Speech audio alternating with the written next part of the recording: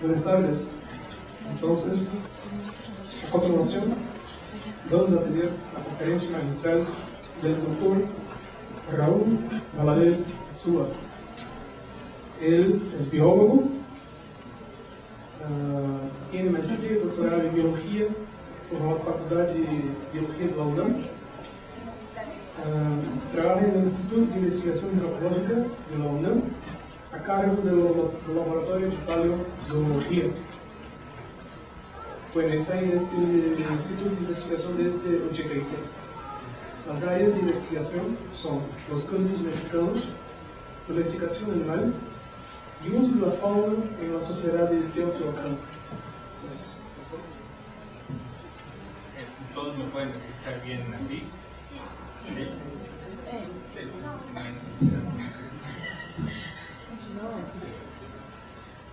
Pues muchas gracias por estar aquí, buenas noches a todos ustedes, y también pues me agradezco mucho para empezar pues, la invitación que me hizo el comité organizador del evento de facilitarme este espacio y por lo menos de confiar en que poseo los atributos necesarios para poder en un momento dado impartir algo que les pueda ser a ustedes de utilidad y si no, por lo menos suficientemente entretenido. Aquí está el título, pero pues necesito primero hacerles una aclaración a todos ustedes. Al momento en que empecé a preparar el tema y a ubicar qué es lo que podría representar este espacio de forma tal que sintiera yo que en realidad se está ofreciendo algo que valía la pena, por lo menos así yo lo considerara, pues pensé que el hablar estrictamente hablando sobre lo que era la investigación arqueozoológica y de qué manera con la investigación arqueozoológica podíamos entender en este momento la forma como determinada especie había sido utilizado hace 1000 o 1500 años, quizá iba a ser un poco pues simple, demasiado sencillo. En todo caso, decidí traer unos juegos de fotocopias de varios artículos y unos libros que desgraciadamente no son míos, me los prestó el instituto, por si a alguien le interesa, y en todo caso, leyendo creo que le puedo yo cumplir más mi objetivo de que quien le interese profundizar más en el tema, pero de una manera concreta, pues lo pueda tomar en vez de estar escuchándome media hora justificando el por qué considero que lo que hago vale la pena. ¿Sí? Entonces, lo que vamos a ver en este espacio es más bien de qué manera algo como la arqueozoología nos puede mostrar lo que es el trabajo que rebasa lo que es una investigación que está partiendo de un tema, enfocada a un tema, concluyendo en un solo tema. ¿Qué tanta perspectiva desde el punto de vista de lo que es la mentalidad, el desarrollo de habilidades podemos tener al momento en que entramos en algo como lo que es un campo como la arqueozoología? En primer lugar, pues debo enfatizar que en el caso de la arqueozoología, pues es un área hasta cierto punto, yo diría, no aislada, pero sí un poco como que arrinconada, porque pues si nos damos cuenta tenemos aquí todo el universo de lo que es la biología. Dentro de la biología tenemos un área a la que llamamos etnobiología, con sus diferentes divisiones, por lo menos las divisiones más conocidas que la gente mejor reconoce. Dentro de esto tenemos lo que es la etnozoología y dentro de la etnozoología una partecita que se llama arqueozoología. Quiere decir que de todo el universo biológico una persona como yo está en el librero que está en el fondo del pasillo, en el cuarto que está hasta el fondo de la casa, y que todo esto pues lleva a que muchas veces uno pueda sentirse pues aislado, en muchos sentidos aislado, porque somos pocos las personas que nos dedicamos a estas actividades. Muchas veces la mezcla de lo antropológico con lo biológico hace que de una parte nos vean raro y de la otra parte nos vean igual de raro, y pues no solamente se ve uno ante la confrontación como etnobiólogo, por ejemplo, de tener que explicarle a un biólogo lo que es pues el campo de uno, sino que uno primero tiene que explicarle al etnobiólogo qué es lo que se hace en este campo y después explicarle al biólogo lo que se hace en este campo, o sea que es doble trabajo, ¿sí? Más sin embargo, pues esta investigación, todo este campo, pues ofrece una serie de retos muy interesantes, muy importantes, y que creo que finalmente pues el describirlas y el hablar sobre todo lo que está involucrado en el pensamiento, pues eso es lo que vale la pena en este espacio. Nosotros como etnobiólogos de entrada, pues siempre estamos dentro de lo que es la relación entre biología y antropología. Más sin embargo, pues aquí está involucrada no solo la antropología en sentido general, sino muchas veces la arqueozoología se involucra más y más con lo que es la investigación arqueológica. Quiere decir que si ya en sí el etnobiólogo de alguna forma tiene la necesidad, la responsabilidad de unirse a lo que es la visión antropológica para poder comprender pues lo que es la esencia de la investigación, para poder conducirla adecuadamente, justo como es esta relación biología, antropología, organismo, cultura. En el campo de la arqueozoología es todavía más evidente porque, a diferencia de lo que es el estudio con lo actual, donde uno puede hacer su salida al campo, llegar a una comunidad, meterse al bosque o a la laguna o al arroyo o a la cueva, buscar determinados organismos y platicar con la gente, o bien platicar con la gente para después entender cómo es que se da la relación con los organismos. En este caso, pues la participación de un personaje como un arqueólogo, pues no solamente es algo probable, es algo obligado. En el caso de la arqueozoología, como la arqueobotánica, no existen posibilidades de decir, yo soy arqueozoólogo, pero yo hago mi trabajo perfectamente enfocado en lo que es el objetivo de conocer la relación hombre-fauna en una cultura antigua, pero yo con los arqueólogos no tengo nada que ver. Pues quisiera saber si alguien de veras puede hacer eso. Quiere decir que entonces el compromiso que se tiene desde la perspectiva de uno, de ubicarse en ese esquema de trabajo, de colaboración con el arqueólogo, pues no solamente es probable, es necesario, es indispensable, y eso nos lleva a la perspectiva de que no se puede hacer el trabajo solo, de que es necesario buscar esta colaboración, y el trabajar en esta colaboración implica tener la mente abierta y ver el objeto de estudio desde muchas perspectivas, y al mismo tiempo verse a uno y ver al otro también desde muchas perspectivas.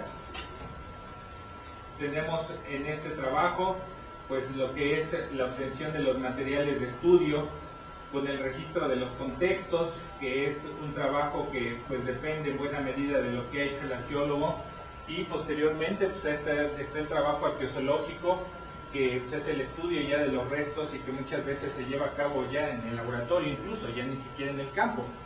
Si no estuviera esta parte presente, pues no importa qué tan bueno me creyera yo para hacer esto, simplemente no haría nada. Entonces aquí la dependencia entre uno y otro es tan grande que nos obliga a sentarnos un momento y pensar en las necesidades que tenemos, no solo dentro de lo que es nuestra disciplina de trabajo, sino también de lo que es esta relación con otros profesionistas. Cuando nosotros estamos ya trabajando con los organismos, tratando de llevar a cabo una investigación que nos permita comprender el papel que jugaron estos animales dentro de la cultura que está relacionada, pues nosotros tenemos que ver el fenómeno desde las dos perspectivas, pero además, como les digo, siempre dentro de esta colaboración con alguien más. Cuando nosotros estamos, por ejemplo, trabajando dentro de lo que es una comunidad actual, puede ser que sea una comunidad indígena con la que quizá nunca hemos tenido contacto, puede ser que sea un pueblo, un grupo de personas que en realidad uno los pueda ver distantes desde el punto de vista cultural, pero evidentemente nada de eso se compara con la idea de que tengas que establecer tú esa comunicación con algo que dejó de existir hace 500 años, 1000 años, 2000 años. Ahí tú tienes que buscar entonces también los esquemas de comunicación, que si con lo actual puede ser complicado, pues cómo va a ser cuando se trata de establecer comunicación con una cultura que ya no existe, ¿sí? Entonces, pues siempre aquí pues es importante el entender de qué manera vas a poder compenetrarte en este esquema de entender una cultura que ya no existe, para poder ubicar lo que era el uso del recurso en un determinado momento, cómo es que se utilizó, y ya de aquí es en realidad cuando empiezas a hacer pues lo que sería el verdadero planteamiento de lo que es la arqueozoología.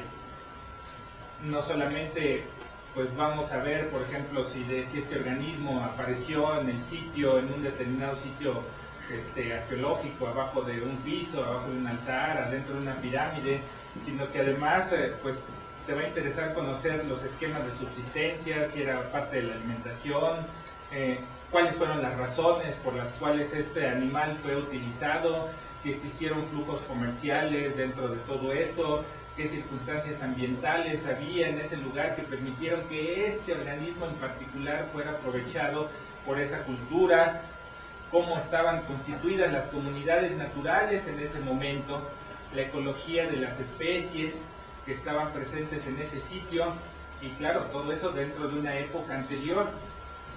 Entonces, ¿qué es a lo que nos lleva esto? Pues el primer punto es la colaboración.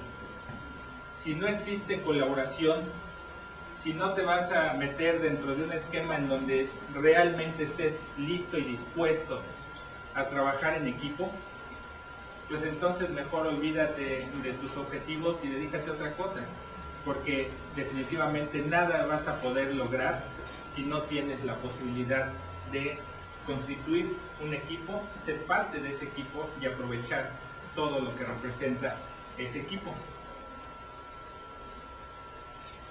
Bajo esta situación, esta palabra que tanto mencionamos en estos tiempos, pero no sé en realidad cuánta gente la conozca bien, pues el trabajo interdisciplinario se convierte en una necesidad, en una opción. Y seamos sinceros, cuando hablamos de pensamiento interdisciplinario, trabajo interdisciplinario, ¿cuántos de nosotros realmente estamos listos para poder dar el paso y ponernos frente a una persona que tuvo otra formación, otras líneas de pensamiento, de ideas, tiene otro enfoque de cómo hacer la investigación, y vas a sentarte con él para poder llegar a un punto en donde ambos sientan que están cubriendo perfectamente sus objetivos? Es muy difícil. Yo diría que en la mayoría de los casos, cuando uno se ve frente a ese esquema, mejor se da la media vuelta y se va a buscar esta colaboración por otra parte, porque siente uno que a veces las diferencias en el lenguaje, en los objetivos, en la forma de ver las cosas puede ser tan grande, más complicado que lo que es el propio objeto de estudio. Pero en el caso de la arqueozoología, pues regresamos al punto. Aquí no hay vuelta de hoja. Aquí o le entras o te olvides.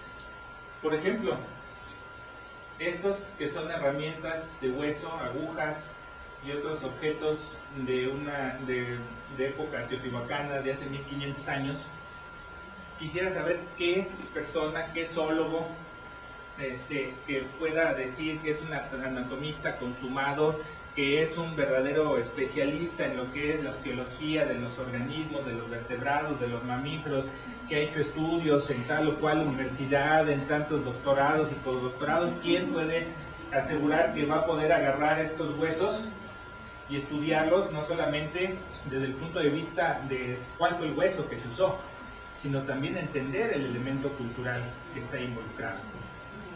¿Sí? Y puede ser que a lo mejor esta persona, con sus 20 años de experiencia en cuestiones de osteología y demás, tenga que cederle el paso a otra persona que a lo mejor tiene 4 años de estudio, una licenciatura, pero que lleva el título de arqueólogo, ¿sí? Y que dentro de ese humilde concepto están las bases de conocimiento que se necesitan para poder entender lo que está inmerso aquí y que va más allá de solamente decir son huesos, ¿sí?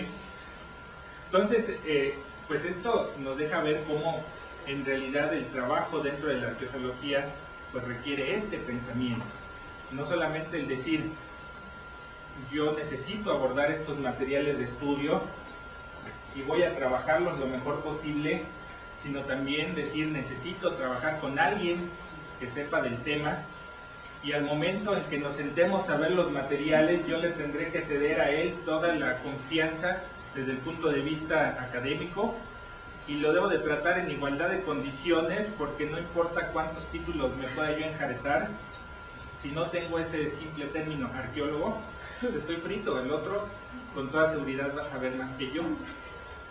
Ese es también el principio de lo que es el trabajo en equipo, el partir de una concepción de equidad, porque finalmente yo seré bueno en muchas cosas, pero tú eres también bueno en otras. Entonces, en vez de estar peleando a ver quién sabe más, mejor partamos de la idea de que cada quien sabe mucho dentro de lo que le corresponde. Por ejemplo, aquí quise poner este sencillo caso de lo que es el trabajo relacionado con los cánidos prehispánicos, que es una de las áreas que más hemos podido explotar. Aquí tenemos ya un esqueleto completo que se convirtió finalmente en esta representación. Pero ¿qué hubo desde aquí hasta acá? Hubo un trabajo de limpieza y consolidación que requirió de restauradores. Hubo identificación anatómica, que eso sí se puede hacer por parte de un biólogo, identificación taxonómica también, reconocimiento de la raza, donde a lo mejor el biólogo tiene algo que decir, pero igual el veterinario tiene todas las habilidades para decir yo creo tal cosa. Tenemos lo que es la determinación de su forma, de su tamaño, que bueno, igual puede hacerse por parte de un biólogo. La búsqueda de marcas de manipulación, simplemente podemos estar seguros que este perro se murió así, completo, íntegro, y así fue depositado. Yo me he llevado muchas sorpresas de ejemplares así completos, que después de revisarlos con cuidado, resulta que fue un animal que se mató, se destazó, se le quitó la piel, se puso el animal a hervir, se comió, se juntaron los huesos y se volvió a armar en posición anatómica, ¿sí? Entonces, el que tengamos un esqueleto completo en nuestras manos no nos garantiza nada, ¿sí? Así que esto, el hacer un trabajo que incluye conocimiento tafonómico, también es indispensable. La búsqueda de patogenias, donde evidentemente un médico veterinario tiene mucho que ofrecer. Lo mismo al determinar aspectos como la edad. La cuestión del sexo, pienso que el biólogo lo puede hacer sin problema, pero el contexto asociado, dónde está la información que nos habla del contexto que tiene que ver con el animal, cómo se alimentaba, posiblemente veterinarios o químicos, con los estudios que se hacen ahora de elementos traza, isótopos y demás. ¿Cuál fue el esquema de uso que tuvo este animal mientras estuvo vivo y el momento de su muerte? Que esto sobre todo tiene que ver con arqueología y etnohistoria, la razón o su forma de muerte y la simbología que estaba incluida, porque este animal fue depositado íntegro en un sitio, no nada más porque le gustaba mucho al dueño, cubría un papel simbólico y por eso tenía que morir de una determinada forma y ser depositado de una determinada forma. Entonces vean ustedes, con un caso tan simple, y donde yo en lo personal me considero una persona que sabe del tema, la cantidad de áreas aparte de la biología que están involucradas y el compromiso que tengo yo, si es que de veras me interesa hacer un buen trabajo, de no dejar a un lado todo esto, porque si no lo tengo presente y no lo considero como parte fundamental de mi investigación, estoy frito. Al final voy a terminar en una lista donde voy a decir esqueleto de perro, y eso con interrogación a lo mejor, y no voy a poder avanzar más, ¿sí? Entonces, como ven, al meternos en esta dinámica en la cual nos vemos en el compromiso de estudiar lo antiguo y de tratar de comprender lo que estaba ocurriendo en el seno de una cultura que dejó de existir hace muchos siglos, pues nosotros necesariamente nos vemos en un esquema en donde la biología y la arqueología tienen un papel semejante, como se nos comentaba. Quiere decir que pues mientras vamos investigando algo como esto, pues necesitamos abordarlo desde muchos puntos de vista para ver si dentro de todo finalmente hay la posibilidad de llegar hacia lo actual. Si tenemos aquí, por ejemplo, una pequeña pieza de barro en cuyo interior hay varios huesos de un ave que son de una calandria, este animal está en un entierro, pues con todo lo biológico podremos nosotros llegar quizá a identificar bien la especie y después al momento de ver las fuentes históricas quizá lo podamos ubicar para entender cómo es que se lo usaba en un determinado tiempo y luego viene la otra parte, cómo es que lo vamos a involucrar con el presente. Entonces, si ya de por sí todo este reto que representa involucrarse con especialistas de varias áreas para entender lo antiguo, ya de por sí está presente y es un verdadero reto, pues todavía falta la otra mitad del asunto, y es ver cuánto de eso antiguo lo vamos a poder proyectar hacia el presente, ¿sí? Y que también dentro de todo eso necesitaremos que alguien nos apoye para poder llegar a algo que en un momento dado tenga suficiente peso. Dentro de todo esto, digo, por si no fuera ya suficientemente compleja una situación así, dentro de todo esto sabemos también que la etnobiología pues tiene un inconveniente fuerte, y es que no podemos someter nuestros estudios a un método científico experimental, porque sencillamente lo cultural, lo humano, pues difícilmente lo podemos meter en un esquema de ese estilo. Entonces quiere decir que en el caso de la arqueozoología, pues tenemos que buscar cuáles son los procedimientos, los esquemas, los métodos que nos permitan un poco subsanar ese problema para poder llegar a un nivel que por lo menos nos dé la oportunidad de no sentirnos tan mal frente a los colegas que están en otras áreas, porque pues, imagínense en una situación en la cual uno puede estar pues frente a frente con un embriólogo, con un biólogo molecular, con un genetista, en fin. Bueno, ¿y tú qué descubrimientos últimos has hecho? Ah, no, pues yo he visto que los animales de tal tipo, tal especie de felino hace 1000 años tenían una relación simbólica de este y de este tipo y se manejaban de esta manera y llevaban a tales patrones y se usaban de esta forma y la especie más usada era así y las condiciones ambientales eran así y así. Ah, mira, ¿y eso cómo lo lograste? Pues se me ocurrió. Hasta parece que uno lo está diciendo en ese sentido, porque ciertamente al momento de decir dónde están tus elementos de peso, pues cuesta mucho trabajo, para que es más que la verdad, ¿sí? No es fácil meterse a estudiar este fenómeno de lo animal con lo humano, con lo cultural, y no tener en muchos momentos la duda de hasta dónde está uno realmente avanzando con confianza científica y hasta dónde más bien está uno elucubrando, medio imaginando y metiéndose a un camino que después ya no sabe uno si seguirlo, a lo mejor darse la media vuelta. Si en el caso de una investigación científica normal, digamos, tenemos un método científico que estudia, en este caso pensemos el mismo objeto, retos animales, pues obviamente al confrontar el objeto de estudio con el método científico, pues nos van a dar resultados que tienen un determinado nivel de certidumbre. Y bueno, todo muy sencillo. ¿Qué es lo que vemos nosotros dentro de lo que es la cuestión de arqueozoología? Pues tenemos igual los restos animales, pero estos restos animales vamos a trabajarlos por diversas disciplinas biológicas, químicas, físicas, geológicas, geográficas, antropológicas, históricas y seguramente por ahí se me quedó alguna más. Cada una de ellas nos va a dar un conjunto de resultados.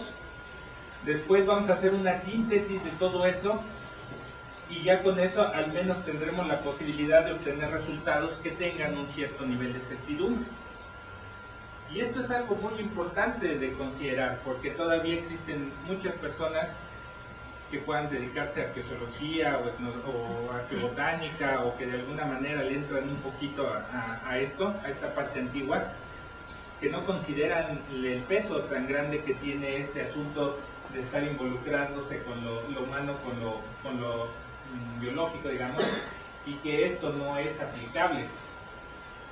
Entonces, ¿qué significa todo esto desde el punto de vista del esfuerzo humano, de lo que es el compromiso de uno?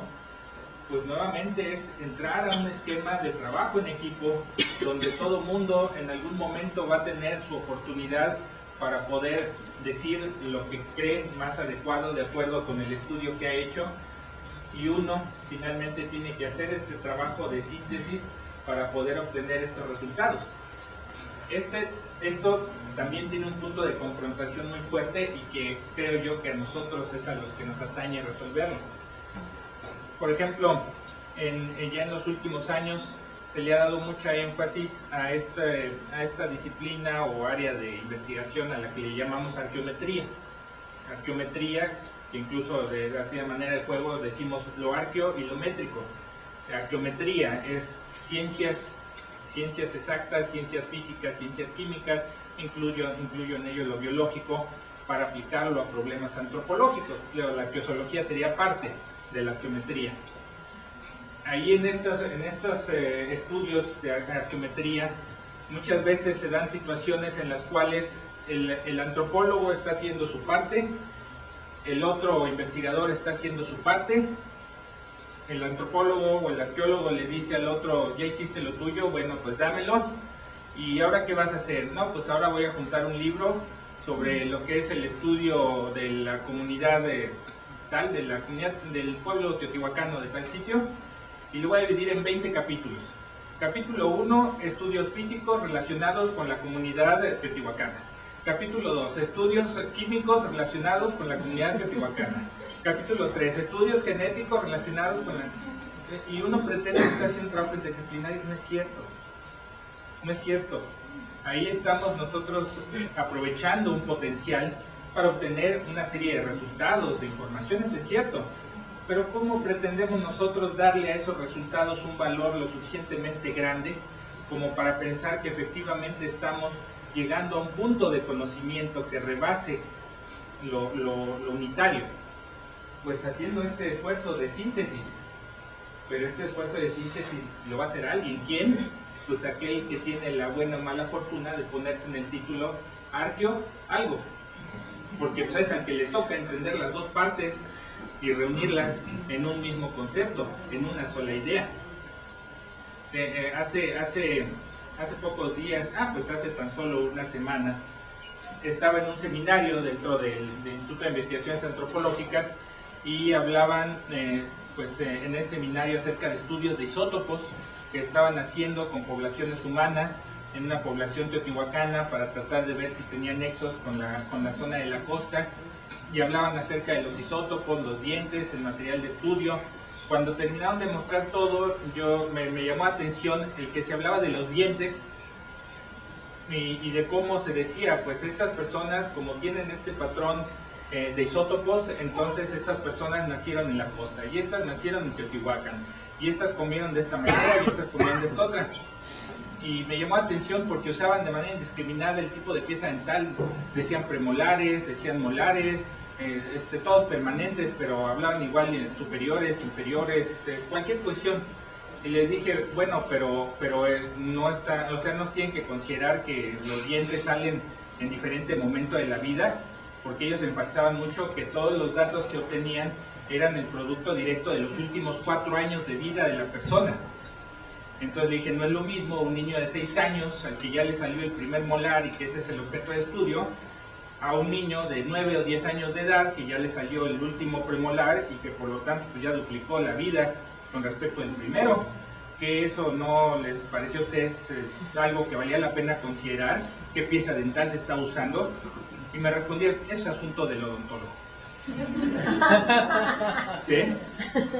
Entonces quiere decir que si no tenemos suficiente cuidado en lo que es este trabajo de equipo, en este esquema de colaboración, de repente nos vemos con que cada una de estas disciplinas y sus resultados, en vez de que se vayan hacia acá, se van a disparar como la luz del sol en todas direcciones, y a ver quién lo detiene, ¿sí? ¿sí? Porque yo puedo decir algo, finalmente yo soy especialista en algo y por lo tanto tengo derecho a decirlo, pero el que está junto está diciendo lo contrario y a lo mejor está estudiando la misma muestra, pero como lo está viendo desde otra perspectiva científica, pues va a decir otra cosa según lo que está diciendo él mismo.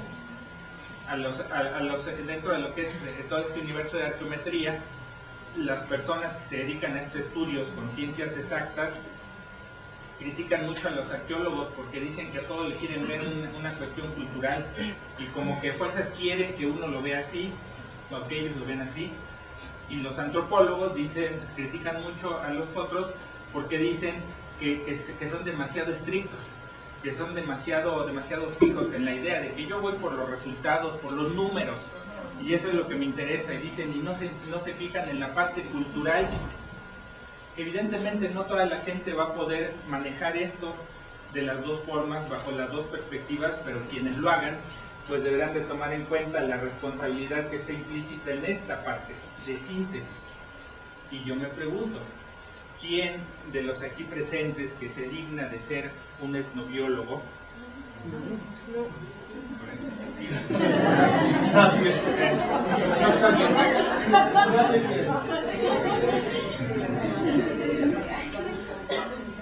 Si lo ven así mejor, no importa. Bueno, ¿quién de los que está aquí y que se digna de ser un etnobiólogo siente que no es parte de su responsabilidad esto? Pero no es fácil, porque se requiere una mente muy abierta y tener muy buena habilidad, no solo para lo que es el trabajo de investigación como tal, sino también para el trabajo con la gente. Lo siguiente. Ahora, esto pues necesariamente nos lleva a un punto importante. No importa qué tan duchos nos creamos dentro de lo que es la investigación, finalmente a los biólogos nos entrenan para ser científicos, nosotros no vamos a poder hacer todo. Y sobre todo puede haber áreas dentro de la antropología que para un biólogo sean muy complejas, demasiado difíciles de abordar. Nosotros, los biólogos, por ejemplo, tenemos un pensamiento científico bien desarrollado, hemos desarrollado muchas habilidades para la organización, planeación y la inferencia, podemos tener una actitud crítica y muy objetiva. Sin embargo, no tenemos ni gota de formación para poder manejar los fenómenos culturales y peor todavía, si nos estamos involucrando con los aspectos simbólicos. ¿Quién de nosotros no se ha visto frente a una situación en donde de repente está o bien en un museo o bien en un sitio arqueológico y de repente se enfrenta a una pictografía, a una pintura de organismos, animales, vegetales, a una representación zoomorfa o fitomorfa, y alguien dice, ¿qué está ahí haciendo eso? ¿Qué significa? ¿Qué está representado? ¿Para qué se hizo? A ver, ¿quiénes de nosotros realmente sentimos que tenemos los elementos para poder dar una respuesta correcta? No solamente probable, correcta, ¿no? Entonces quiere decir que dentro de todo lo que es esto, el objeto de estudio, tenemos una parte que involucra las competencias antropológicas y otra parte las competencias biológicas. Pero a veces no nos damos cuenta de eso. Sobre todo creo yo que cuando se trata de estudiar el fenómeno biológico actual, mucha gente se lanza de lleno con la idea de que mientras seamos de la misma especie, Homo sapiens, yo puedo hacer lo que quiera dentro de este campo. A fin de cuentas, lo antropológico me lo saco fácilmente.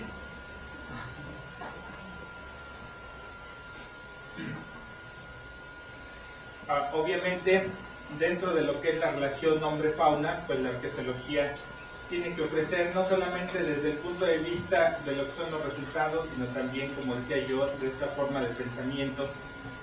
Y bueno, pues el poder ubicar el papel de la arqueología dentro del campo de la etnozoología, de la etnobiología en general, pues puede tener pues aspectos muy interesantes, haciendo un pequeño paréntesis. Por ejemplo, el caso de los conejos siempre me ha llamado la atención, yo creo que a muchos de ustedes también. ¿Por qué razón, a pesar de que los conejos desde hace muchos años se convirtieron en especies aprovechables a nivel zootécnico, en México es muy difícil que la gente se dedique a eso? nos quejamos de que no hay carne disponible, que cuestan pesos y pesos y pesos hacerse de carne, y sin embargo cuando hay la oportunidad casi que llega a regalar los conejos a las personas de las comunidades, lo más probable es que no los pelen, se los coman o los suelten o los dejen y digan que lo que pasa es que son muy difíciles de manejar, se reproducen demasiado, luego ya no saben qué hacerse de ellos, o sea, mil y un razones, y a fin de cuentas el recurso no se aprovecha. ¿Por qué razón no se aprovecha? Para mí la explicación más sencilla, vista desde mi perspectiva, es porque la domesticación de los conejos nunca se dio en tiempos prehispánicos. Los conejos, los leporios en general, fueron organismos terriblemente abundantes en tiempos antiguos, tanto que era suficiente con explotarlos de manera sistemática, ¿sí?, de manera controlada, y con eso se tenía el recurso, pero todavía lo es en la actualidad, y a pesar de tanta depredación que puede haber. Entonces aquí estamos dentro de un fenómeno cultural que lo explicamos a través de lo antiguo. Por otro lado, tenemos por ejemplo la apicultura, que en México es una actividad agropecuaria de enorme importancia. ¿Por qué tan importante? Ni siquiera la abeja que se usa ni siquiera es nativa de México, es del viejo continente. ¿Cómo es que entonces de repente los mexicanos nos volvimos tan duchos en manejar algo como abejas de otro continente? Porque la apicultura existe en México desde hace por lo menos unos 2000 años, con otro tipo de abejas, pero finalmente fue una tradición que se manejó durante muchos siglos. Por tanto, con todo ese acervo tradicional, el cambiar de especie no es nada. Lo único que tengo que hacer es acostumbrarme a los piquetes o manejarlos con más cuidado, pero fuera de eso no hay ninguna razón para no aprovechar este recurso, puesto que finalmente ahí está.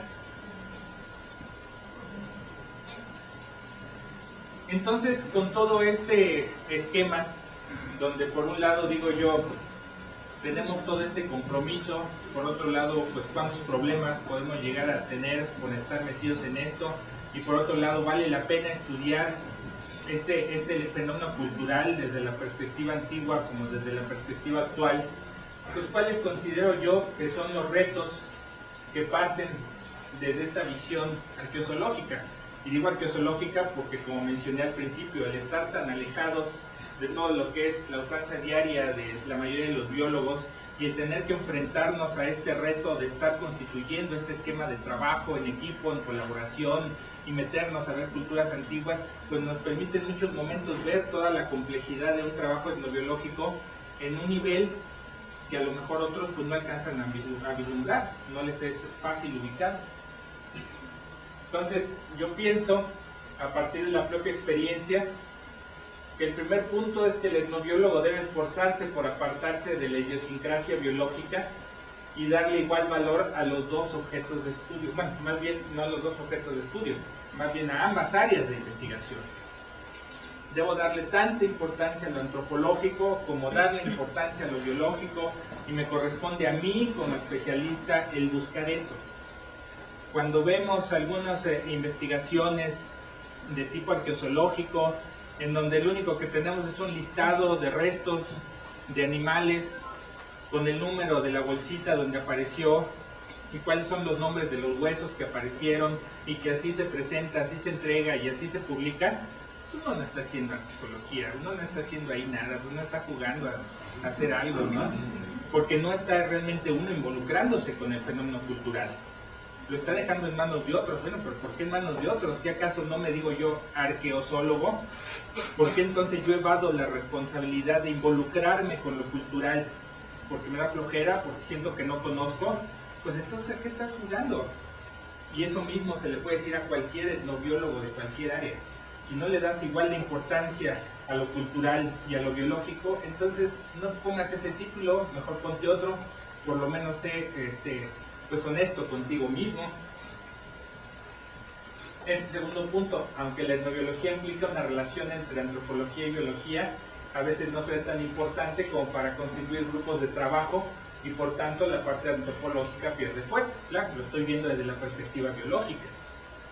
Puede ser que de repente uno se encuentre con una comunidad que va a empezar a estudiar, ahí hay fenómenos de aprovechamiento de la fauna muy interesante, y entonces uno dice, creo que es importante que aquí haga yo un estudio, puede aparecer clasificación tradicional, puede aparecer usos y costumbres, puede aparecer un montón de cosas.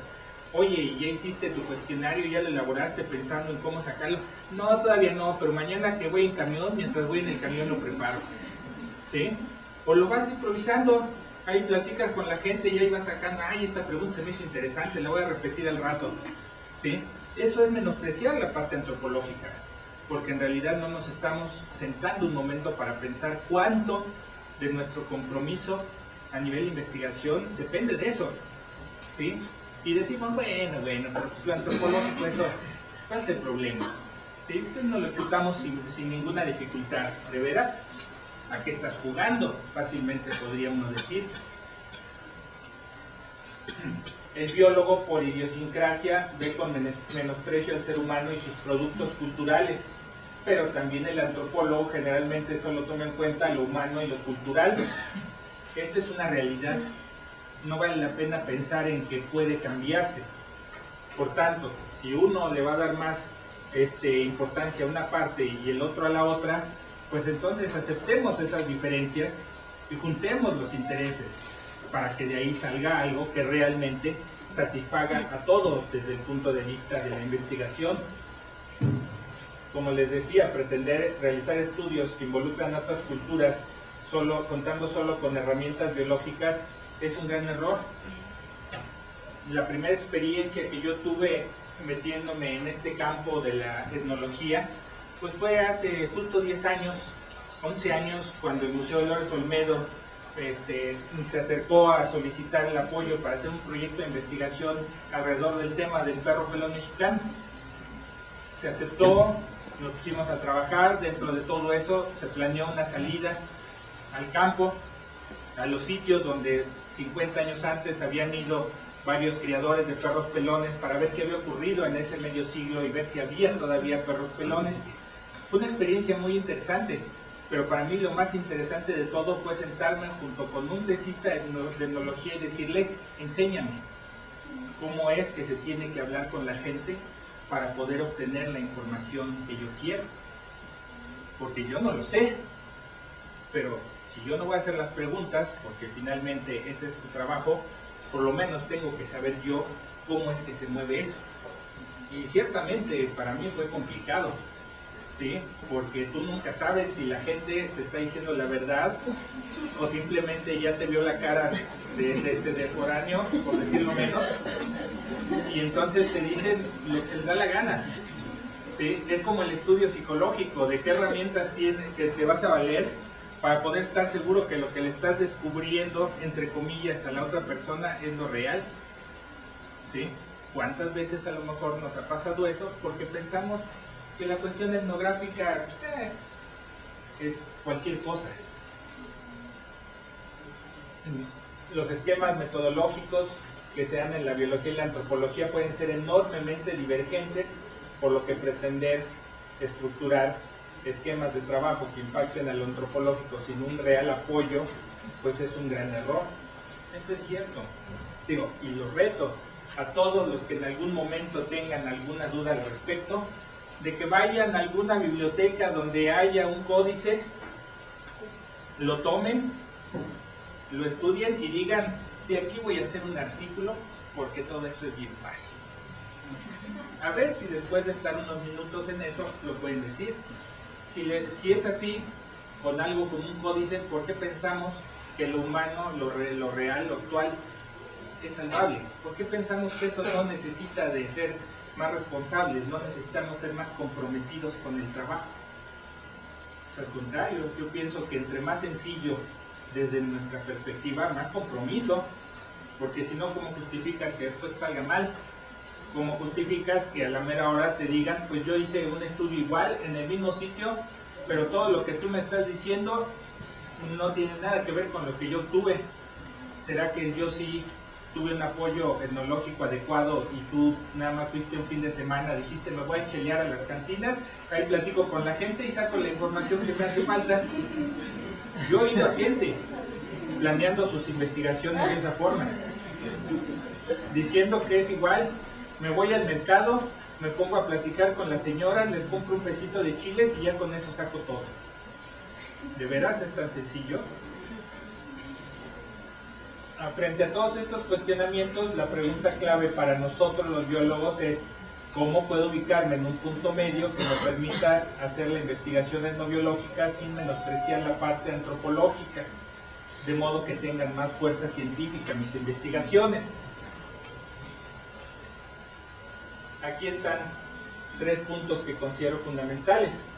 El biólogo vinculado con la antropología debe aproximarse a las herramientas metodológicas básicas, por ejemplo, etnografía, geometría, técnicas de excavación, para poder entender y comprender un poco esto. Aquí estoy hablando de lo más sencillo para nosotros, porque esto, algo como etnografía, algo como técnicas de excavación, algo como geometría, se aproximan muchísimo a lo que es la formación que tenemos.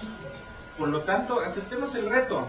Si voy a trabajar con un arqueólogo, pues ¿por qué no pedirle libros y entender lo que representa un trabajo arqueológico? Si me voy a meter con un etnólogo, pedirle que me recomiende libros de lo que es la etnografía y aprenderlos. Si voy a meterme a ver cuestiones de, no sé, clasificación tradicional o algo así, pues con un lingüista. No tengamos miedo de decirle a los compañeros, digámoslo así, yo no sé, enséñame. No aceptemos el reto y enfrentémoslo si es que realmente nos interesa hacer un buen trabajo. Respecto de las partes más abstractas, más relativas, donde lo religioso, lo simbólico, lo artístico y la tradición tienen más peso, lo más adecuado es la conformación de grupos de trabajo con amplia comunicación entre los integrantes. Yo me he visto en varias ocasiones frente a situaciones en las cuales se necesita que el trabajo de investigación que estoy llevando se complemente con la parte que tiene que ver con lo etnográfico, con lo iconográfico. Yo, en ese caso, siempre mi lema es: busco a la persona que me va a ayudar, un especialista en el área, que me dé su opinión y después nos ponemos a platicar tanto tiempo como sea necesario para que él me enseñe todo lo que está viendo. Yo voy a aprender de lo que él me va a decir y voy a poder captar la forma como él observa todo eso para poder ubicar cómo es que él está viendo ese fenómeno y ver hasta dónde puedo aproximarme yo, porque ciertamente para un biólogo es terriblemente complicado meterse en la parte simbólica y abstraer esa información que está contenida ahí. El número 3, en diversos campos etnobiológicos existe la necesidad de darle más fuerza científica a resultados que no pueden pasar por la fase de experimentación. En lo que se refiere a la zoología y arqueobotánica se ha abordado con interdisciplina y grupos de trabajo. Entonces la interdisciplina se va constituyendo poco a poco en sí, sentarme en la mesa con 4, 5 o 6 compañeros y cada uno de ellos debe tener un peso en el valor de sus palabras, de sus ideas, igual a cualquier otro. Y a fin de cuentas es el consenso, las evidencias que se van dando, la forma como se van compaginando unas ideas con otras, las que nos va dando el camino, la dirección. Esto lo estoy viendo hacia lo antiguo, hacia lo arqueológico, pero lo etnobiológico actual es igual. Si yo quiero hacer un trabajo etnobiológico bueno, estaré yo, estará un etnólogo, estará a lo mejor un especialista del área de organismos que estoy trabajando, podrá haber un lingüista, puede haber hasta un médico, en fin. Lo importante es que sintamos nosotros que todo el conocimiento que en un momento dado puede aflorar de ese estudio, tiene alguien que va a poder colectarlo y decir aquí lo tengo, y no dejar que se pierda porque nos parece que todo es poco valioso, que nada es suficientemente importante más que lo que nosotros queremos. Ahora, a pesar de todo esto y no obstante pues puede ser que mis palabras suenen pues muy lógicas, no es fácil, pero ¿por qué razón va a ser difícil hacer el trabajo interdisciplinario, los trabajos de equipo? Si finalmente estamos hablando de que a nivel investigación todas estas son herramientas importantes y puede ser que la mayoría coincida y diga sí, yo estoy de acuerdo, porque a la hora de la hora puede ser que nos cause un poco de comezón el estarnos metiendo a un esquema de trabajo así y demos nosotros realmente la oportunidad de que esas otras áreas en un momento dado tengan esa importancia que se le debería de dar, que se le tiene que dar. Creo yo, en la siguiente por favor, creo yo que quizá el punto clave, yéndonos hasta el último, hasta el extremo de lo que es la formación, la explicación se encuentra en el sistema educativo mexicano, donde este concepto, humanidades contra ciencias, es parte de nuestro esquema educativo. Yo desde hace muchos años acuñé el pensamiento de que personas como nosotros, que todos aquí somos biólogos, o bueno, tal vez no todos, pero sí la mayoría, no somos biólogos gracias al sistema escolar, gracias a los profesores, sino a pesar de los profesores. Sí. ¿Sí? Porque realmente el esquema educativo que tenemos, por naturaleza, nos provoca conflictos. Nos lleva a que desde la primaria misma haya materias, áreas sobre las que vamos cultivando una aversión terrible, hasta llegar prácticamente a un odio, ¿sí? De modo que mucha de nuestra formación y mucha de nuestras selecciones, de nuestras vocaciones se definen no a partir de nuestros gustos, sino a partir de nuestras repulsiones. Yo quiero estudiar cualquier cosa, pero que no tenga que ver con matemáticas. ¿Sí? No importa que sea, pero que no haya matemáticas. No importa que sea, pero que no haya historia. ¿Sí? Y eso, pues, muchas veces es lo que nos lleva a decir, sí, yo me digo etnobiólogo, pero la parte que tiene que ver con la cultura, híjole, mejor no le presto tanta atención porque la verdad como que no me gusta, como que me recuerda viejos tiempos. Ahí tengo yo también la experiencia, la anécdota de que cuando estudié en la preparatoria número 8 en la Ciudad de México, el 5º año de prepa de biología, pues la maestra que tuve fue una maestra buena, pero una maestra que llevaba el lema de que la biología les va a entrar por donde sea y no se preocupen, yo me encargo. Tanto fue su esmero y tanto fue su compromiso de que lo iba a hacer así, que al final de los 40 y tantos alumnos que éramos, 2 pasamos la materia. Los demás la reprobaron, la mayoría con calificaciones de menos de 4. De los 2 que pasamos, yo le exenté, el otro no.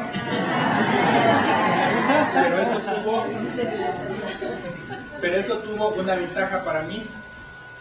Me convenció de que frente a esos resultados, la biología era parte de mi esencia genética.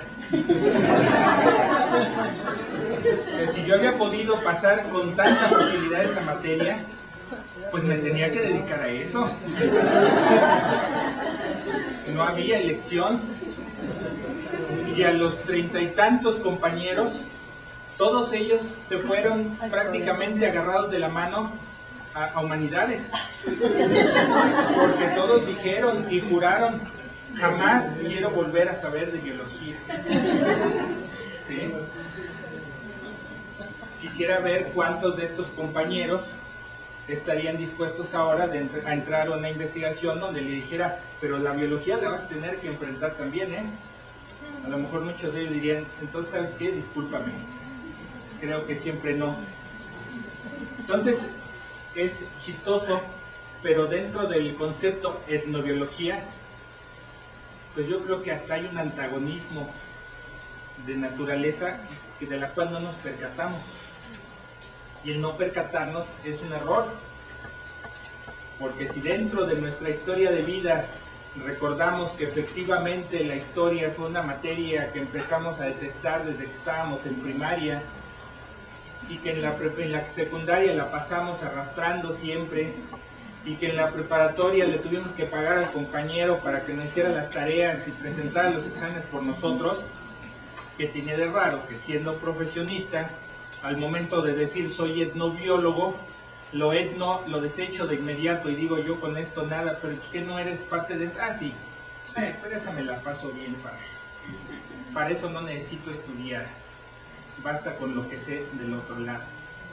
Entonces vale la pena reflexionar también sobre esa parte, porque el compromiso de manejar las dos cosas, ahí está. Realmente hemos reflexionado acerca de si estamos en la posibilidad de dar con equidad esta investigación, de manejarla con la misma fuerza de ambas partes y de tener el compromiso de trabajar en equipo con personas de diferentes especialidades, ¿sí? No va a ser que terminemos en una situación en la cual tenemos de un lado a un micólogo, del otro lado a un etnólogo, y cada vez que el etnólogo pide palabra, dice, tú cállate. El otro es el que tiene que hablar, ¿sí?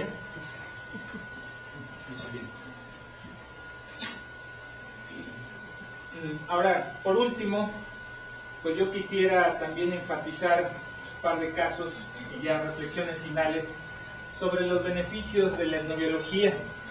Que ya en este caso, digámoslo así, nos unimos en grupo y pensamos de los beneficios que la etnobiología le proporciona a la biología y a la antropología de manera simultánea.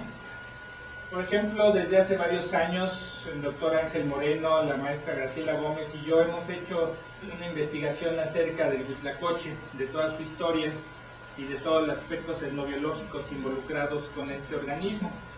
Algo muy interesante que tuvimos oportunidad de ver era toda la problemática que había respecto del cultivo.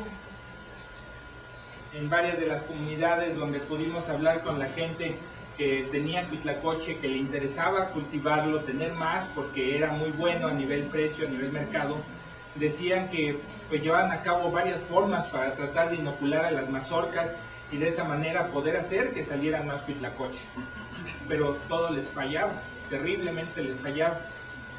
Finalmente, la razón de esto, la aprendí del doctor Ángel Moreno, pues es el propio ciclo de vida del organismo, donde lo que es el huitlacoche, lo que uno se come, lo que uno tiene en las manos, pues las esporas que de ahí salen no tienen nada que ver con el esquema que se requiere a la hora de que el hongo penetra en la planta. Las esporas que están dentro de la ampolla del huitlacoche como tal son esporas de resistencia, no van a servir de nada, se necesitarían dejar en la tierra, dejar que pasaran unos meses, esperar a que las plantas crecieran, darles determinadas condiciones de humedad, esperar a que empezaran a darse las condiciones que nos indicarían que está pasando de la fase de teliospora a las siguientes fases y entonces sí ya inocular. En este caso, creo yo es un excelente ejemplo de cómo un problema antropológico como es el cultivar a este hongo para beneficio de quienes trabajan todavía en los maizales, pues se va a resolver a través de los datos biológicos, porque es aquí la biología la que nos está dando la pauta para entender dónde está el meollo del asunto y hacia dónde hay que dirigir los esfuerzos si es que realmente se quiere solucionar este problema antropológico. El caso opuesto lo tenemos con los perros callejeros en México, las poblaciones de perros que pues llenan todo nuestro país en cantidades enormes, que en muchos lugares definitivamente son una plaga y que pues pueden ser de alto riesgo, como todos lo sabemos. Los mexicanos pues somos muy querendones con los perros, pero un tipo de querencia que en realidad encubre a una ignorancia enorme. Los mexicanos actuales no tenemos ni la más triste idea de lo que es la zootecnia, de lo que es el manejo de organismos, ¿sí? De perros. De aquí, ¿quiénes han tenido perros alguna vez en su vida?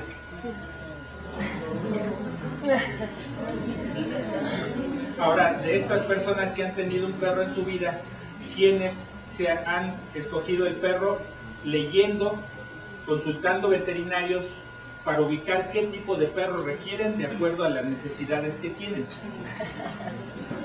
1, 2, 3, 4, 5, ¿sí?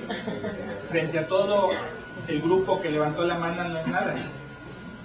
Los mexicanos escogemos el perro porque lo regaló el vecino, porque ya nuestro niño no dejaba de estar chillando de que quería su perro, porque apareció en la última película de dibujos animados, ¿sí? Nunca porque sea el tipo de organismo que nos hace falta en un momento determinado. La razón de eso es que las tradiciones de manejo de los perros se perdieron durante la colonia. En época prehispánica el perro tuvo una enorme importancia, pero existía un esquema de manejo. Y un ejemplo del sistema de manejo era que cuando llegaban los momentos en los cuales las camadas estaban en su momento cúspide, que ya estaban a punto de terminar el periodo de lactancia, se realizaban fiestas donde se tomaban las crías que no se iban a usar posteriormente y se comían, se sacrificaban y se comían. Se tenía una camada de 6 perros, se decía este perro se va a usar para tal cosa, este perro se va a usar para este otro, estos 4, si se quedan vivos, van a ser un problema. Yo los voy a alimentar, yo los voy a cuidar. El dejarlos vivos solo va a ser una fuente de conflictos. ¿Qué se va a hacer frente a un recurso que está disponible? Aprovecharlo. ¿Por qué no? Y esa era la forma que se tenía de control. Cuando llega el siglo XVI, con todo este cambio de estructura social, política, religiosa, se pierden esos valores, se pierden los esquemas de manejo que había y son sustituidos por nada. Por eso en la actualidad, los mexicanos en general somos muy querendones con los perros, pero ciertamente somos muy ignorantes respecto de cómo debemos de manejar a los perros. Y bueno, como les decía, por último, considero que dentro de la etnobiología mexicana tenemos varios retos que debemos de abordar, aceptar y abordar. Debemos impulsar la trascendencia de la etnobiología en México y su importancia tanto en una rama como en la otra. Debemos insistir en que el hombre está ligado a la naturaleza y que estudiarlo sin tomar en cuenta el ambiente es una visión limitada y errónea. Eso por los problemas que hay, como les digo, de la parte antropológica que a veces no le quiere dar tanto valor a lo biológico. Es imposible estudiar a los seres vivos sin tomar en cuenta el impacto que tiene nuestra especie sobre ellos, y no es factible realizar programas de conservación sin considerar este aspecto, así como la fuerza que puede tener la tradición y lo cultural al interior de las poblaciones humanas que tienen relación con la especie o el espacio que se desea estudiar o proteger. Eso es para darle fuerza a la antropología dentro de lo que es nuestra propia responsabilidad. Diseñar estrategias que impulsen la formación de etnobiólogos al interior de las universidades, fomentar espacios de discusión y comunicación entre etnobiólogos, buscar que la etnobiología haga presencia en todo evento relacionado con la biología, con la antropología y con la educación.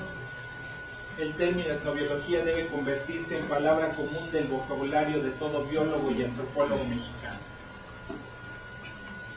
Y bueno, por mi parte todo.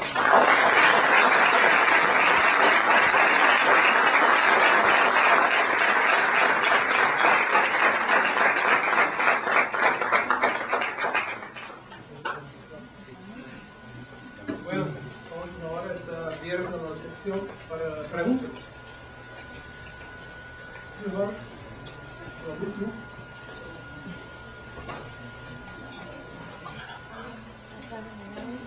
Gracias.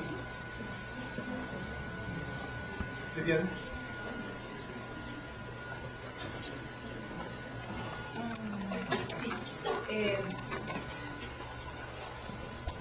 Yo soy la bióloga de un equipo que trabajo con zoarqueólogos en el proceso de domesticación de camélidos, cuando hace 5.000 años la gente agarró el guanaco y lo transformó en la llama.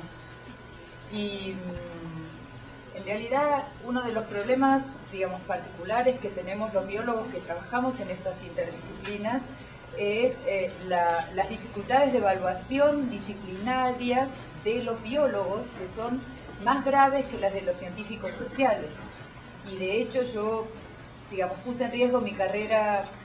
Ciertamente el CONICET, que es el Instituto de Investigación, me dijo que lo que yo hacía ya no era biología y tuve que pasarme a las ciencias sociales, siendo la bióloga de un equipo interdisciplinario. Ahora, uno de los temas importantes de la zoarqueología, que a mí me parece que es notable y que es uno de los fundamentales, es que la zoarqueología es la manera de estudiar aquello que hace 5.000, hace 10.000, hace 8.000 años, en distintos puntos del planeta, hicieron las personas, que fue dejar de cazar su alimento zoológico, digamos, y empezar a transformar algunos animales silvestres en los animales domésticos que conocemos hoy en día. Y es un proceso impresionante en el cual no se reflexiona ni desde las ciencias antropológicas ni de las ciencias biológicas, y que cambió el esquema de la relación entre los humanos y el ambiente, la domesticación. Y ese es el tema clave de la zooarqueología y es sumamente interesante. Sí, y tiene razón en que los esquemas de biología pueden ser a veces muy fuertes, demasiado limitantes en cuanto a lo que uno está haciendo y que no lo comprenda.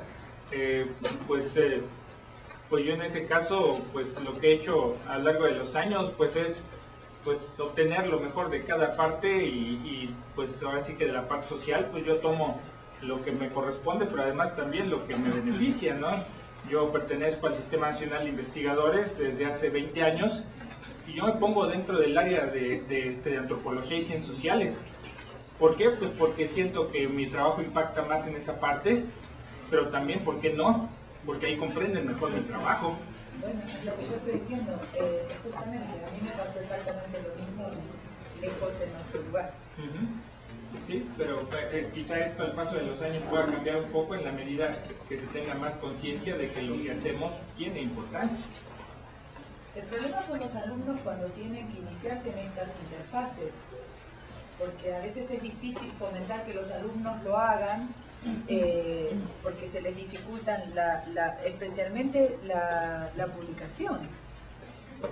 ¿Dónde publican? O sea, yo estoy con una de mis alumnas justamente rebotando en las dos áreas y es gracioso porque todo el mundo tiene razón, pero nadie dice bienvenido a la interdisciplina y eso es complicado. Es muy cierto, y pues uno tiene que andar buscando opciones donde sea, hasta que poco a poco la gente se va dando cuenta de que lo que estás ofreciendo es interesante, es importante, y pues esperar a que ya después la propia gente llame y te diga, es que lo que tú haces no lo hace nadie más, entonces yo te ofrezco mi espacio para que me muestres lo que haces. Eso es lo que yo he tenido al menos la oportunidad de vivir. ¿Alguna pregunta o comentario?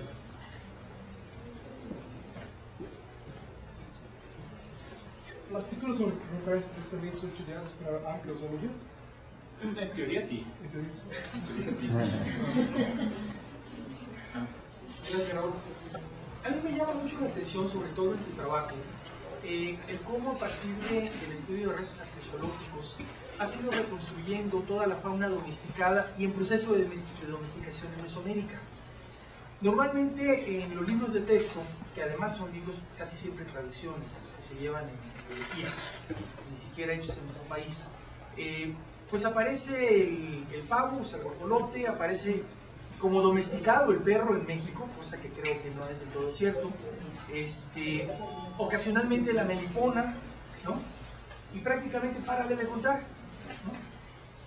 Lo que quisiera pedirte es que nos enumeraras, de acuerdo con el avance de tus trabajos, cuáles son las especies que antes del siglo XVI fueron sometidas a proceso de domesticación, cuáles persistió el proceso y cuáles fue parado. O sea, ¿de qué tienes datos? Sí, perdón, lo último que dijiste, Sí. ¿cuál es qué? ¿En cuáles especies fue frenado por los españoles? Dos casos muy simples. Por ejemplo, Diego de Landa habla del cuatí y habla del nivel de relación que tenía con el ser humano. Sin embargo, al ser un animal muy juguetón con las indias, dice él, seguramente los frailes vieron en ello algo pecaminoso. Lo mismo que hay unas ordenanzas de 1550 en Yucatán, donde el oidor del momento prohíbe que se siga comiendo perro, porque la población maya ya se estaba comiendo a los perros mestizos, entonces estaban quedando sin perros los españoles, ¿no? En ese sentido, yo quisiera que nos platicaras un poquito primero, ¿de qué especies? Tienes un artículo muy interesante donde hablas de especies que antes no habían sido descritas como domesticadas en Mesoamérica, cuáles fueron domesticadas y cuáles, a tu juicio, empezó ese proceso de domesticación fauna silvestre y fue cortado. Bueno, en la actualidad, al hablar del fenómeno de domesticación, tenemos que abordar diferentes aspectos que debemos de contemplarse en la actualidad, porque ya las ideas tradicionales de que los animales domésticos se crearon a partir del esfuerzo y el interés humano, eso ya no es válido. Por lo menos las ideas nuevas ya no lo apoyan. Y en realidad ya ahora los pensamientos más modernos y creo yo más cercanos a la realidad se mueven con la idea de que fue un proceso de selección natural que involucró organismos que al paso del tiempo se adaptaron a vivir dentro del ámbito humano.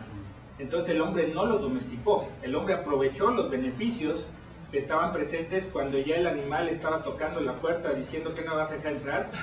¿Sí? Entonces, bajo esa perspectiva y considerando todo el proceso que va desde el momento en que se empieza a dar esta adaptación hasta el momento en que el hombre toma control del organismo para empezar a hacer trabajos o técnicos sobre selección artificial, pues existen diferentes niveles, circunstancias. Ahora, de manera general, en lo que sería el México antiguo, pues efectivamente el perro lo tenemos domesticado, pero se domesticó, bueno, más bien el lobo se domesticó en el Viejo Mundo. Tenemos precisamente el guajolote, como mencionas, tenemos las abejas y la guacamaya roja, digamos que serían los organismos que entran muy bien dentro del esquema, dentro del concepto de domesticación que tenemos más en nuestra mente, que relacionamos mejor.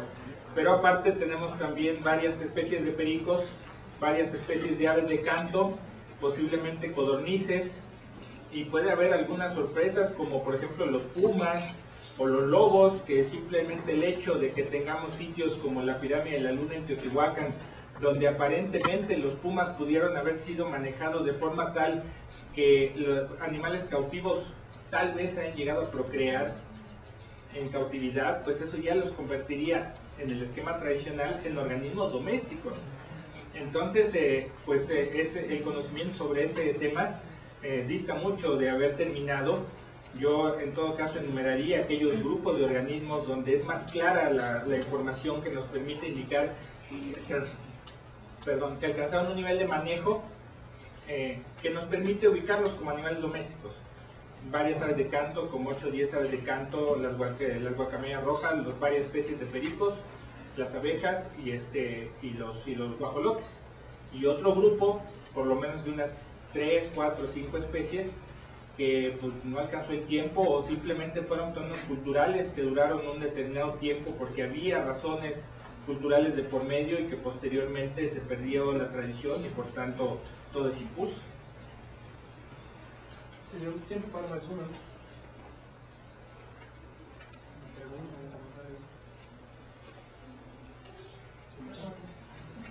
Hola, buenas noches.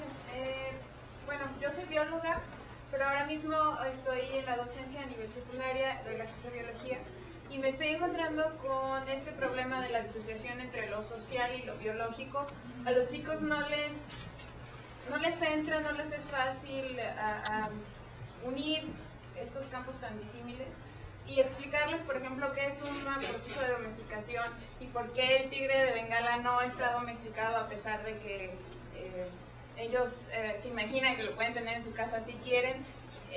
Con todos estos problemas yo me pregunto cuál sería la manera de bajar un poco todo este discurso muy teórico que se maneja a nivel muy académico pues al mundo real de los chicos que apenas están experimentando en estas cosas y que no es tan fácil para ellos asimilar esto. ¿Cuál sería, no sé, alguna recomendación o alguna manera, alguna línea en la que se pudiera ayudar a que esto fuera más fácil para que cuando ellos si quieren llegar a ser científicos no se encuentren con estos problemas de fragmentación de las ciencias y de tener como poco claro cómo integrar disciplinas tan distintas? Perdón, ¿querías tú comentar algo al respecto? Sí, yo creo que es importante diferenciar los procesos de domesticación y de amansamiento como dos procesos diferentes.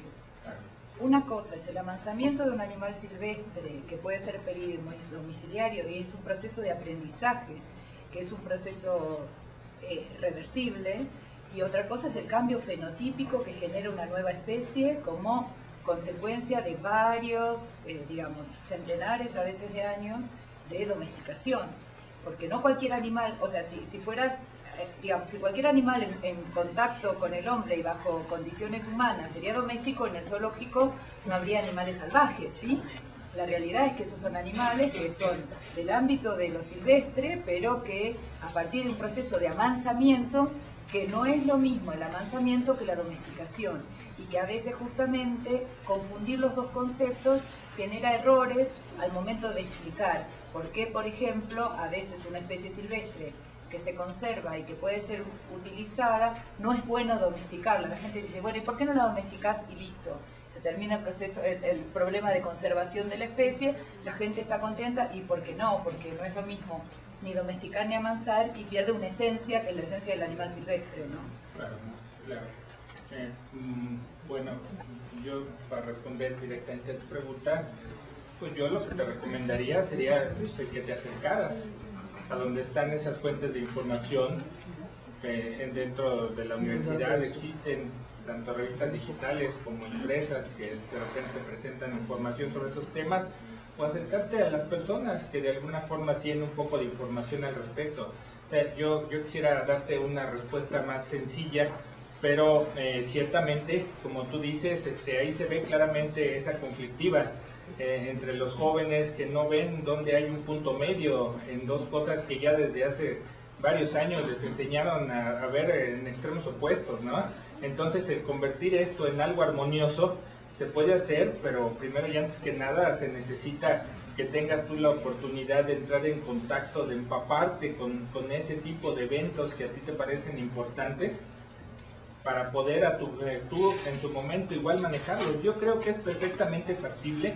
Creo que en realidad ahí pues lo que se necesita es solo el buscar esos contactos para poder establecer la comunicación. Yo afortunadamente ya ahora pues, hasta por correo electrónico tú puedes entrar en contacto con alguien y decir quiero tal revista, quiero tales artículos, me gustaría platicar sobre estos temas. Como son también temas que o no hemos trabajado en México o los empezamos a trabajar y ahora se convierte en algo más novedoso, como que decimos, bueno, ¿y dónde están los libros de texto, las lecturas que en un momento dado pueden servir para darme esa información que me hace falta? Yo te puedo decir, bueno, yo tengo un libro con mi nombre que se llama La domesticación animal, pero más que el ofrecer el libro, creo que el reto es precisamente el buscar ese contacto para que haya la oportunidad de que tomes esa información que a lo mejor apenas se está generando, pero que le tengas oportunidad de incluirla dentro de tu acervo y aplicarla a los chicos.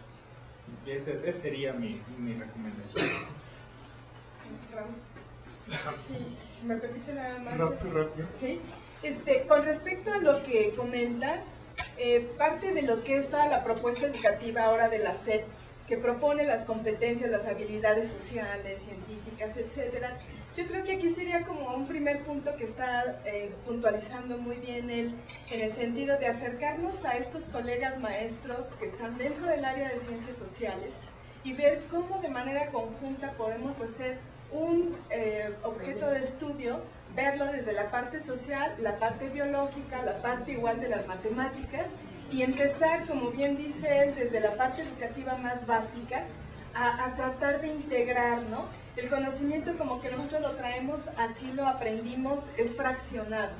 Es como yo me como la sopa y no puedo revolver el agua de limón con la sopa. Primero me la acabo y luego tomo agua de limón. O sea, no, se integra, todo el conocimiento es una integración. Entonces yo creería que ahí con base en estas revistas, en todo este material, también es ese ejercicio de empezar a hacer este trabajo colaborativo y en equipo con el otro docente para el trabajo más importante, que es el llegar a este conocimiento con los mismos estudiantes, los adolescentes. Propaganda nada más, la revista Biblioteca está haciendo ese esfuerzo. Consúltala, cómprala. Bueno, agradecemos al doctor por su conferencia.